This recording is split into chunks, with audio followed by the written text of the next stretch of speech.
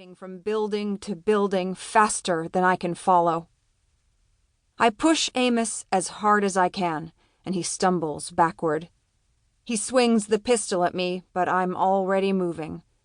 I hear shots behind me, but none of them find their target before I plunge into the smoke.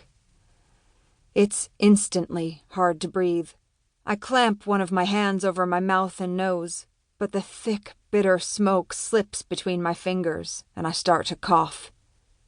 I see my fallen brothers and sisters all around me as I run. Dark shapes I stagger left and right to avoid. A few are moving, dragging themselves across the ground, or twitching and spasming like they're having a fit. But most of them aren't. Most of them are still.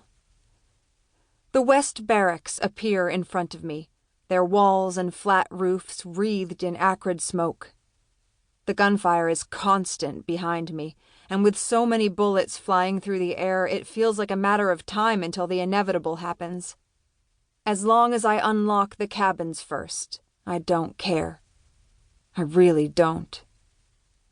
I stumble out of the worst of the smoke and toward the nearest cabin, fumbling the skeleton key out of my pocket.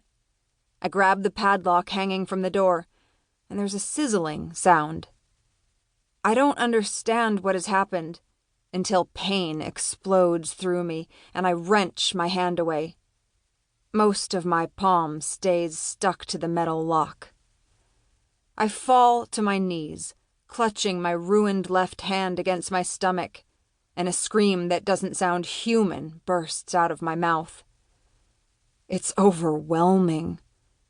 The pain.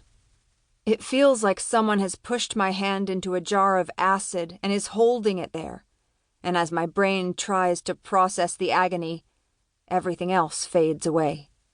The smell of the smoke, the heat of the fire, the noise of the guns. Gray creeps in from all sides, like the volume of my senses is being turned down. Then something shoves me from behind, and everything comes hurtling back as I tumble to the ground.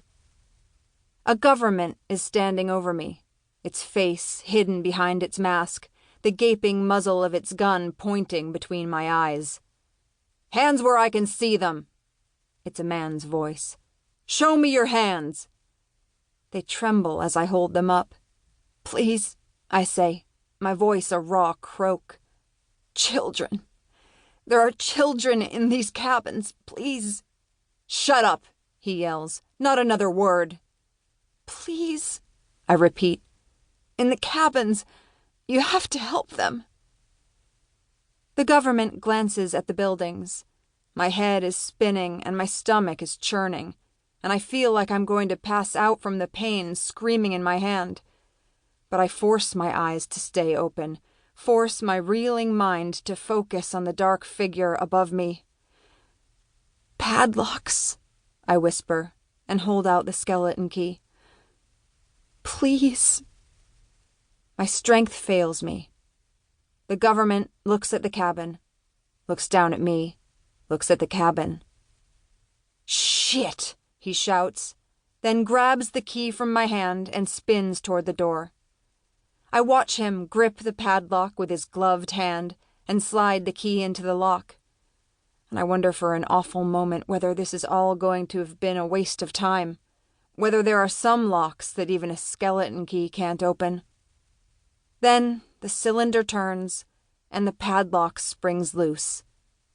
The government hauls the door open, and my coughing, spluttering brothers and sisters come flooding out, their eyes red and streaming with tears.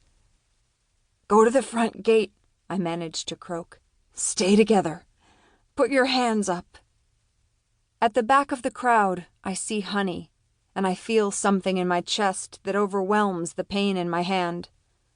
Her eyes are swollen and puffy, and her skin is pale, but her mouth and jaw are set in familiar lines of determination. She's breathing, if nothing else.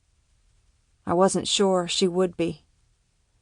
She helps the last few crying, panicking children out of the cabin and leads them south toward the front gate. The government races.